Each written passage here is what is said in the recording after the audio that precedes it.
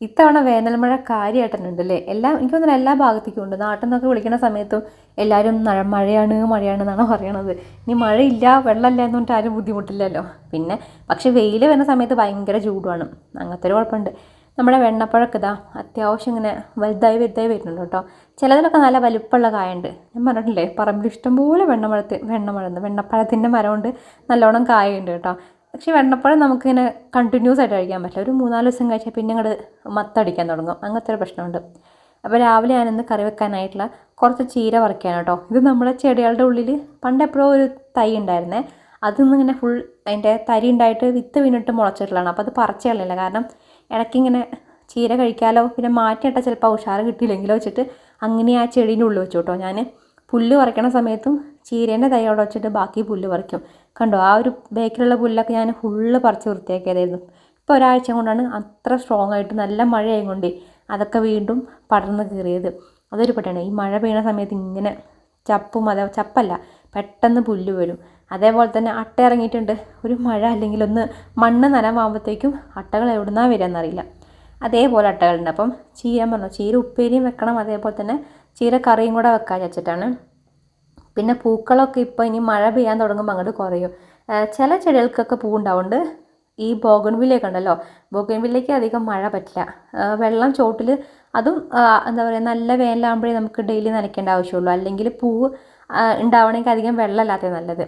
നല്ല വെയിലും വേണം. പക്ഷേ ഇപ്പോൾ ബോഗൺവില്ലയ്ക്ക് വെയിലും കാര്യമായിട്ട് കിട്ടണില്ല. അതേപോലെ നല്ല മഴയായതുകൊണ്ട് കുറേ പൂവൊക്കെ ഇങ്ങോട്ട് പോയിട്ടുണ്ട് കേട്ടോ. പിന്നെ നമ്മുടെ മെലാസ്റ്റോമയിലൊക്കെ ഇങ്ങനെ പൂക്കളുണ്ട്. ചില വീട്ടിലൊക്കെ കാണാം. നല്ല വെയിൽ വേണം, നിറച്ച് കൊലകുത്തി പൂ കാണാം. നമ്മളതിൽ അത്ര പൂക്കളൊന്നുമില്ല. പിന്നെ ചെടി അത്ര വലിപ്പമൊന്നുമില്ല കേട്ടോ, ചെറിയ ചെടി തന്നെയാണ്. ചെമ്പരത്തിയൊക്കെ എന്തായാലും കാര്യമായിട്ട് പൂവുണ്ടാവുന്നുണ്ട്. ഇതാണ് നമ്മുടെ, ഞാൻ പറഞ്ഞില്ലേ, ബൊഗൻവില്ലേൻ്റെ കോലം കണ്ടില്ലേ, കൂടുതലും ഇപ്പോൾ ഇലയായിട്ടുണ്ട്. അപ്പം പൂവൊക്കെ ഒഴിഞ്ഞിട്ട് ഇങ്ങനെ ഇതിട്ട് വെച്ചു. പിന്നെ ആ ഒരു വൈറ്റ് ചെടിയുണ്ടോ, വൈറ്റിൽ അധികം ഇലയില്ല, കൂടുതലും പൂ തന്നെയാണ്. അപ്പോൾ ഈ ഒരു മഴ വന്നപ്പോൾ ഉണ്ടല്ലോ, ഇത് കൊഴിഞ്ഞിട്ടുണ്ടെങ്കിലും കൂടുതൽ പൂ ഉണ്ടാവുന്നത് തെച്ചിയിലാണ്. തെച്ചിയിൽ എന്താണെന്ന് അറിയില്ല, നന്നായിട്ട് പൂ ഉണ്ടായിരുന്നു കേട്ടോ. ചില സമയത്ത് ഇങ്ങനെ തെച്ചി ഇങ്ങനെ ശുഷ്കിച്ചിരിക്കും, ഒട്ടും പൂവില്ലാണ്ട് വെറും മുട്ടയായിട്ടിരിക്കും. പക്ഷേ ഇപ്പം നന്നായിട്ട് തെച്ചിയിൽ പൂ വരുന്നുണ്ട്. ഓരോ സമയത്തായിരിക്കും ചിലപ്പോൾ ഓരോ ചെടികൾ വിരിയണം. എനിക്ക് തോന്നുന്നു തെച്ചിയൊക്കെ ഈ ഒരു സമയത്തേക്ക് വേനലിലൊക്കെ ആയിരിക്കും നല്ലോണം പൂക്കുക. മഴക്കാലത്ത് പിന്നെ പൊതുവേ ആ ഒരു പൂ കുറവായിരിക്കുമല്ലോ. ഇതാണ് നമ്മുടെ ഹൈഡ്രാഞ്ചിയ. ഇത് ഏട്ടൻ പറയുന്നത് എന്ത് പൂവാന്ന് ചോദിക്കുമായിരുന്നു. പക്ഷേ എന്താ വെച്ചാൽ ഇതിന് മുന്നേ ഇത്രയും വലിയ പൂവൊന്നും ഉണ്ടായിട്ടില്ല. അവിടെ ഇവിടെ ഒരു വലിപ്പമില്ലാണ്ട് ശുഷ്കിച്ചിരിക്കുകയായിരുന്നു. ഇത് മഴയൊക്കെ കിട്ടിയപ്പോൾ ഈ ചെടി അങ്ങോട്ട് അടിപൊളിയായിട്ട് ഒരുപാട് പൂ ഉണ്ടായിട്ടുണ്ട്. ശരിക്കും നമുക്കിങ്ങനെ കൈ നിറയെ പൂന്ന് പറയില്ലേ, അതേപോലെ ഒരുപാട് പൂവുണ്ടായിരുന്നു. എനിക്ക് ഭയങ്കര ഇഷ്ടമാണ് ഈ ചെടി. ഞാൻ പണ്ടേ ഇങ്ങനെ വീട്ടിൽ നിന്നൊക്കെ കൊണ്ടുപോയി നട്ടിട്ടുണ്ടാക്കിയത്. ഇതിൽ ശരിക്കും രണ്ടെണ്ണമുണ്ട്. ഒന്ന് ഞാൻ കമ്പ് നട്ടുണ്ടായതുകൊണ്ട് ഒന്ന് മേടിച്ച് വെച്ചാൽ തോന്നുന്നുണ്ട്. അങ്ങനെ 2 ടൈപ്പ് ഉണ്ട് കേട്ടോ ശരിക്കും ഇതിൽ.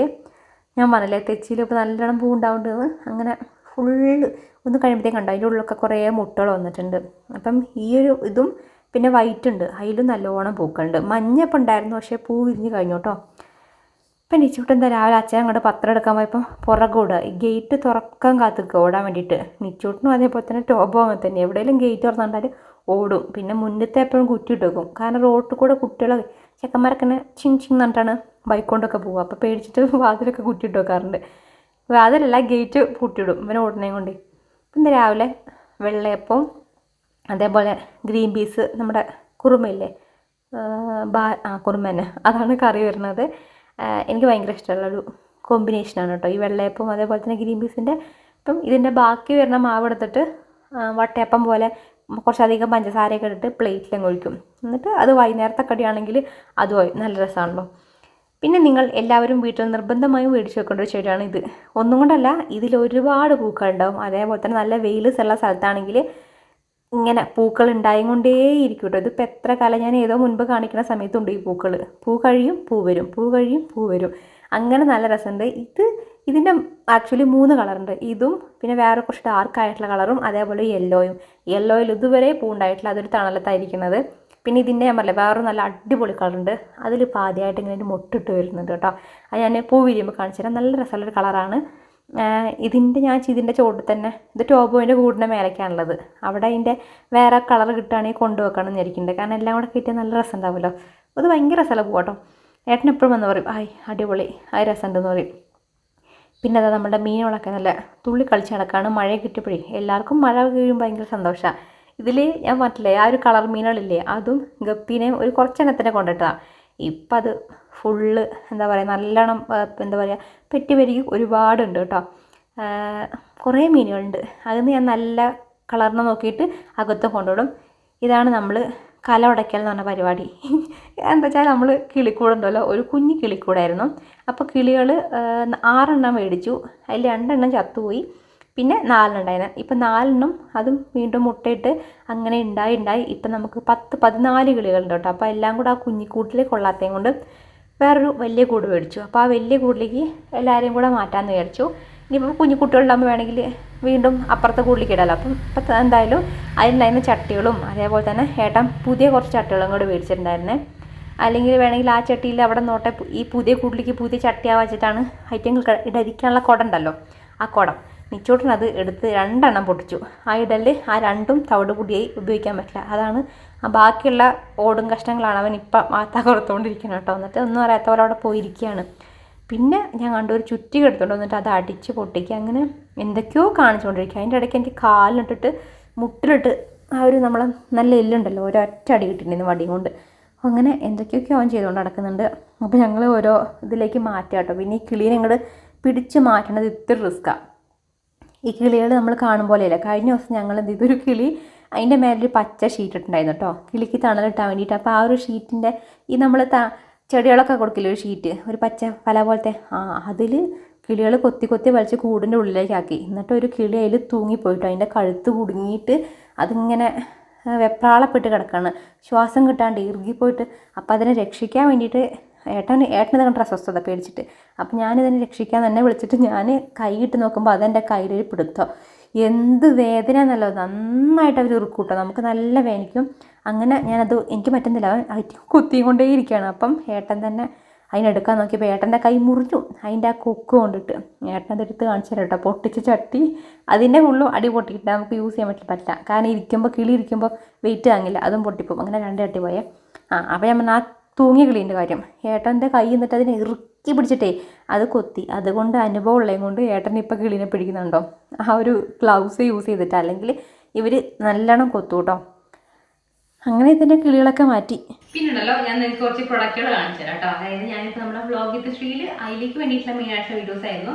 അപ്പം അതെടുത്ത് തന്നെ വിചാരിച്ചു ആ പ്രൊഡക്റ്റുകൾ നിങ്ങൾക്കും കൂടെ കാണിച്ചു തരാമെന്നുള്ളത്. അതിനായിട്ടുള്ള ഒരുങ്ങിക്കെട്ടിലാണ് ഈ കാണുക കേട്ടോ. അപ്പം ഞാനുണ്ടല്ലോ മുൻപ് ഇത് കുറേ പഴയ പ്രൊഡക്റ്റുകളാണ്. അപ്പം ഞാൻ യൂസ് ചെയ്യുന്ന കുറച്ച് ഹെയർ കെയർ ഐറ്റംസ് ആണ്, ഹെയർ കെയർ പ്രൊഡക്റ്റുകൾ എന്ന് പറയാം കേട്ടോ. ഈ ഒരു ലോറിയൽ പാരിസിന്റെ ഈ ഒരു ഹെയർ മാസ്ക് ഉണ്ട്. ഹെയർ മാസ്ക് യൂസ് ചെയ്യുന്ന സമയത്ത് പിന്നെ കൂടുതലും ഷാമ്പൂ കണ്ടീഷണർ വേണമെന്നില്ല. ഞാൻ എവിടെയും പോകുമ്പോൾ പെട്ടെന്നൊരു ഹെയർ മാസ്ക് എടുത്തിട്ട് ചെയ്യുക. കുറച്ച് സമയം വേണം കേട്ടോ. നമ്മൾ ഷാമ്പൂ കണ്ടീഷണർ അപ്പം തന്നെ ഇട്ട് വാഷ് ചെയ്യാം. ഹെയർ മാസ്ക് നമ്മൾ കുറച്ച് നേരം സ്കാൽപ്പിൽ ഹെയറിലും ഫുള്ളായിട്ട് അപ്ലൈ ചെയ്തിട്ട് അങ്ങനെ വെച്ചിട്ട് സാധാരണ നമ്മൾ ഈ താളി അങ്ങനെ സംഭവങ്ങളൊക്കെ തേക്കിട്ട് ഇല്ലേ അതേപോലെ, അല്ലെങ്കിൽ എന്താ പറയുക ചെമ്പരത്തിയും കറ്റാറൊക്കെ അരച്ച് നമ്മൾ മാസ്ക് ഉണ്ടാക്കി അപ്ലൈ ചെയ്യില്ലേ, എന്നിട്ട് നമ്മൾ 10 മിനിറ്റ് 20 മിനിറ്റ് ഒക്കെ ഇല്ലേ, അതേപോലെ തന്നെയാണ് ഹെയർ മാസ്കുകൾ കേട്ടോ. അപ്പോൾ അതേപോലെ വെക്കണം. പക്ഷെ അങ്ങനെ വെച്ച് വാഷ് ചെയ്യുന്ന സമയത്ത് ഹെയർ നല്ല ഭംഗി കിടക്കും കേട്ടോ. നമുക്ക് നന്നായിട്ട് മാനേജ് ചെയ്യാൻ പറ്റുന്ന രീതിയിൽ ഒരുപാട് പാറില്ല, എന്നാൽ അത്യാവശ്യം പാറിയിട്ടുണ്ടാവും, എന്നാൽ ഒട്ടിപ്പോകില്ല, നല്ല ഒതുങ്ങി കിടക്കാന്ന് പറയില്ലേ, അതിനായിട്ട് ഒരുപാട് ഹെൽപ്പ് ചെയ്യാറുണ്ട് ഹെയർ മാസ്കുകൾ. അപ്പം ഇത് നമ്മുടെ ഹെയർ റിപ്പയർ ചെയ്യാനായിട്ടും ഡാമേജ് ആയിട്ടുള്ള മുടിയൊക്കെ ആണെങ്കിൽ ഹെയർ റിപ്പയർ ചെയ്യാനായിട്ടുള്ള സംഭവമാണ്. കുറച്ച് റേറ്റ് കൂടുതലാണ്. ഇതിന് 900 സംതിങ് വരുന്നുണ്ട്. പക്ഷെ ആമസോണിലാണെങ്കിൽ ഡിസ്കൗണ്ട് ഉണ്ട് കേട്ടോ. ആമസോണിൽ ഞാൻ കഴിഞ്ഞ വീഡിയോയിൽ മാറ്റിയിട്ടുണ്ടായിരുന്നു. ഇതാ ഇന്ന് വരെ April 6 വരെ അൾട്ടിമേറ്റ് ബാലൻസ് ആയിട്ടുള്ള ടാർഗറ്റ് ലൈവ് ആണ്. അപ്പം അതിന് ഇപ്പോൾ സ്റ്റോപ്പ് ആവും, അതിനുശേഷം പിന്നെ ഓഫേഴ്സൊക്കെ വരും കേട്ടോ. അപ്പം നിങ്ങൾ ആ ഒരു ഡിസ്കൗണ്ടിൻ്റെ ഉള്ള സമയത്ത് നോക്കി എടുക്കാം കേട്ടോ. അപ്പം നമുക്ക് ഈ റേറ്റ് കൊടുക്കേണ്ടി വരില്ല. അപ്പം നല്ലൊരു ഹെയർ മാസ്ക് നിങ്ങൾ നോക്കുന്നുണ്ടെങ്കിൽ അടിപൊളിയാണ്. ഈ ഒരു റേറ്റ് ഇത്തിരി ബുദ്ധിമുട്ടാണെങ്കിൽ തോന്നുകയാണെങ്കിൽ ഇത് ഞാൻ കുഴപ്പമില്ല. ഇപ്പം ഇത് തീർന്നു കേട്ടോ, ഈ ഒരു ഹെയർ മാസ്ക് തീർന്നേ. പിന്നെ അടുത്ത ഈ ഒരു ബേറാനാട്ടമിൻ്റെ ആണ്. ഇതിന് 500 സംതിങ് ആണ് റേറ്റ് വരുന്നത്. ഇത് നല്ല ഹെയർ മാസ്ക് ആണ്. ഹെയർ ഫാൾ ഉള്ളവർക്കൊക്കെ യൂസ് ചെയ്യാൻ വേണ്ടി പറ്റുന്ന ഒരു ഹെയർ മാസ്ക് ആണ്. അപ്പം ഇത് ഈ ഒരു ഹെയർ മാസ്ക് ഒക്കെ നമുക്ക് ആഴ്ചയിൽ വേണമെങ്കിൽ 2 ആഴ്ച കൂടുമ്പോൾ ഒന്നോ അല്ലെങ്കിൽ ആഴ്ചയിൽ ഒന്നൊക്കെ മതി. അപ്പോൾ ഒരു 2-3 മാസമൊക്കെ വേണമെങ്കിൽ നമുക്ക് അങ്ങനെ യൂസ് ചെയ്യാവുന്നേ ഉള്ളൂ കേട്ടോ. എന്തായാലും 2 മാസം നമുക്ക് ഉപയോഗിക്കാൻ വേണ്ടി പറ്റും. ഇത് നല്ലൊരു ഹെയർ മാസ്ക് ആണ്, ഇത് നല്ലതാണ്. അപ്പോൾ ഇത് കുറച്ച് റേറ്റ് കൂടുതലായതുകൊണ്ട് നമുക്ക് വേണമെങ്കിൽ ഇത് മേടിക്കാം. നല്ലതാണ്. ബേറാനാട്ടമിൻ്റെ ഒക്കെ വേറെ എന്തൊക്കെയോ പ്രൊഡക്റ്റുകൾ മേടിച്ച് നോക്കിയിട്ടുണ്ട്, നല്ല ഐറ്റമാണ്. പിന്നെ അടുത്ത വന്നിട്ട് ഞാൻ എപ്പോഴും കാണിക്കണം എൻ്റെ ഹെയർ ഫാൾ കുറയാൻ വേണ്ടി ഹെൽപ്പ് ചെയ്തെന്ന് പറയില്ലേ, അതാണ് ഈ ഒരു മാമ-എർത്തിന്റെ മിനിമലിസ്റ്റിന്റെ ഈ ഒരു ഹെയർ സെറം എന്ന് പറയുന്നത്. ഭയങ്കരമായിട്ട് എനിക്ക് ഹെയർ ഫാൾ കുറയ്ക്കാൻ വേണ്ടി ഹെൽപ്പ് ചെയ്തിട്ടില്ല. ഞാൻ കണ്ടീഷൻ എന്താ പറയുക, ഷാമ്പു യൂസ് ചെയ്ത്, കണ്ടീഷൻ യൂസ് ചെയ്തിട്ടുണ്ട്, മാസ്ക്, എണ്ണ, സെറം, അങ്ങനെ ഉപയോഗിച്ചാൽ എനിക്ക് ഏറ്റവും ഏത് ബ്രാൻഡ് എടുത്ത് നോക്കിയാലും റിസൾട്ട് കിട്ടിയിട്ടുള്ള ഒരു സെറമാണ് ഈ ഒരു മിനിമലിസ്റ്റിന്റെ ഈ ഒരു ഹെയർ ഗ്രോത്ത് ആക്റ്റീവ്സ് എന്ന് പറയുന്നത്. ഭയങ്കര എഫക്റ്റീവാണ്. എനിക്കിത് യൂസ് ചെയ്തിട്ട് മുൻപൊക്കെ പറഞ്ഞിട്ടുണ്ട്, അവനെ കൂടുതൽ എക്സ്പ്ലെയിൻ ചെയ്യാത്ത കേട്ടോ. ഒരു 100% ഹെയർ ഫാൾ ഒരു 10% കുറച്ച് തന്നത് ഈ ഒരു ഹെയർ സെറാണ് കേട്ടോ. അപ്പം നിങ്ങൾക്ക് ഭയങ്കര കടുത്ത ഹെയർ ഫാളിനെയും ട്രൈ ചെയ്തൊക്കെ. ഇതിൽ ഹെയർ ഗ്രോത്തിന് വേണ്ടിയിട്ട് എഴുതിയിട്ടുണ്ട്. എനിക്ക് ഒരുപാട് ഹെയർ ഗ്രോത്ത് ഒന്നും വന്നിട്ടില്ല, പക്ഷെ ഹെയർ ഫാൾ കുറയാനായിട്ട് ഒരുപാട് ഹെൽപ്പ് ചെയ്തിട്ടുണ്ട്. പിന്നെ അടുത്ത് വന്നിട്ട് കണ്ടോ, ഇത് തീരാനായപ്പോഴത്തേക്കും ഞാൻ അടുത്ത ബോട്ടിൽ മേടിച്ചാണ്. ഇതിൻ്റെ 5-6 ബോട്ടിൽ ഞാൻ ഏകദേശം ഉപയോഗിച്ചിട്ടുണ്ട്. അടുത്ത് വന്നിട്ട് ഒരു ഹെയർ സെറാണ്. ഇത് ഞാൻ കടയിൽ നിന്ന് എടുത്തിട്ടുള്ള, ഇവിടെ അടുത്തുള്ള ഷോപ്പിൽ നിന്ന് എടുത്തിട്ടുള്ളത്. സ്ട്രേറ്റ്സിൻ്റെ ഒരു ഹെയർ സെറാണ് ഈ ഒരു ബോട്ടിൽ കേട്ടോ. അതെനിക്ക് ഭയങ്കര ഇഷ്ടമുള്ളതാണ്. നമ്മുടെ ഹെയർ ഇങ്ങനെ ഒരുപാട് പറമ്പൊക്കെ ഇരിക്കുകയാണെങ്കിൽ ഒന്ന് മേലേക്ക് ഒതുക്കി കൊടുക്കാനായിട്ട് എണ്ണ നമ്മൾ ചില ആദ്യമൊക്കെ നമ്മൾ ഒതുങ്ങുന്ന സമയത്ത് കുറച്ച് വെളിച്ചെണ്ണ എടുത്തിട്ട് തൂവ ചെയ്യാം. അപ്പോൾ ഇപ്പോൾ ഒന്നോ ഭയങ്കര പൊട്ടിപ്പോവും. അപ്പം ഒരു എണ്ണേൻ്റെ ആ ഒരു മിഴുക്ക് ഇതും ഉണ്ടാവില്ലേ, നമ്മൾ അങ്ങനെ പകരം ഉപയോഗിക്കുന്നതാണ് ഇങ്ങനത്തെ ഹെയർ സെറം വരുന്നത് കേട്ടോ. ഇതിന് ആകെയല്ല, ഈ കുഞ്ഞുബോട്ടിലാണെങ്കിലും ഇത് 65 രൂപ ഉണ്ട് കേട്ടോ. അപ്പം ഇത് ഞാൻ ഡിസ്കൗണ്ട് കിട്ടുന്നില്ല, കാരണം അടുത്ത ഷോപ്പിൽ നിന്ന് മേടിച്ചാണ്. അപ്പം നമുക്ക് ജസ്റ്റ് ചുറ്റും മതി, ഒരു കുറച്ചെടുത്തിട്ട് ഇങ്ങനെ ആക്കുമ്പോഴത്തേക്കും ഹെയർ ഒതുങ്ങി കിടക്കും. പിന്നെ അതേപോലെ തന്നെ വേറൊന്ന് മേടിച്ചാണ്, സ്ട്രീക്സിൻ്റെ ഒരു ഹെയർ സെറാണ് എൻ്റെ അടുത്തുള്ളത്. ഇതും ഇതേപോലെ നമ്മുടെ സ്കിന്നിൽ നിന്ന് മുടി ഒതുങ്ങിക്കാൻ വേണ്ടിയിട്ട് മാത്രം കേട്ടോ. ഇതൊക്കെ നമുക്ക് വല്ലപ്പോഴും വെച്ചാൽ ഡെയിലി ഷാമ്പൂ ഒക്കെ യൂസ് ചെയ്യുന്നവർക്ക് ഇത് ആവശ്യമായിരിക്കും, കാരണം അതിനുശേഷം നമുക്കൊന്ന് ഒതുക്കി വെക്കാനായിട്ട്.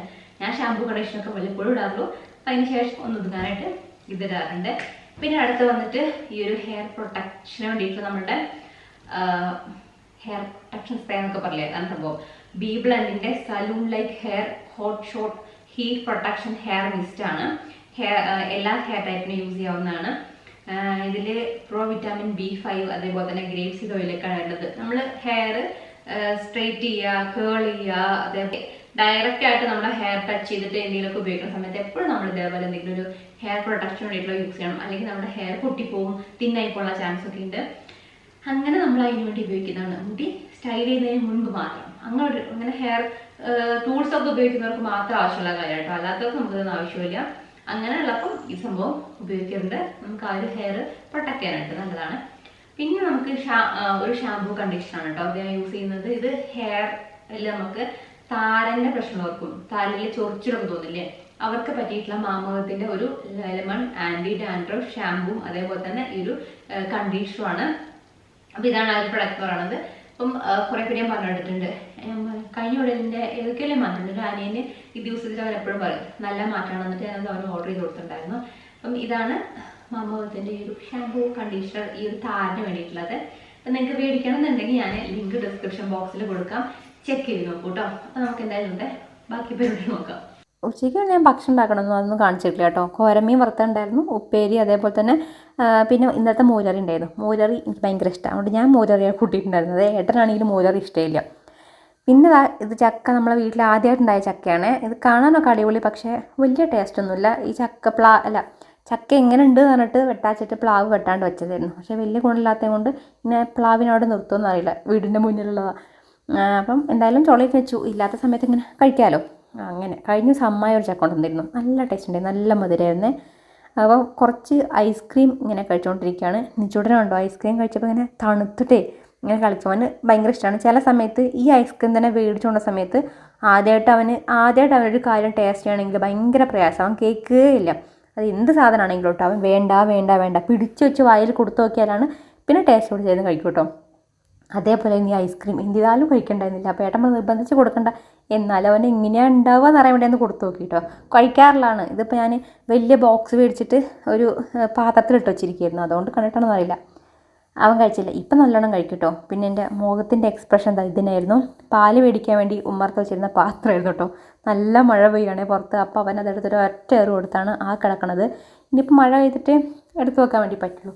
അപ്പോൾ ഐസ്ക്രീം കഴിച്ചപ്പോൾ വെച്ച് ഒന്ന് കാപ്പി കുടിക്കാമെന്ന്. അപ്പോൾ നല്ല കട്ടനല്ല പാൽ ചായയും കുടിച്ചു. അതേപോലെ തന്നെ നമ്മൾ കഴിഞ്ഞ ദിവസം സാധനം മേടിച്ചപ്പോൾ ഈ ഒരു ചിക്കൻ നഗറ്റ്സ് മേടിച്ചിട്ടുണ്ടായിരുന്നേ, നല്ല രസം കഴിക്കാനായിട്ട്.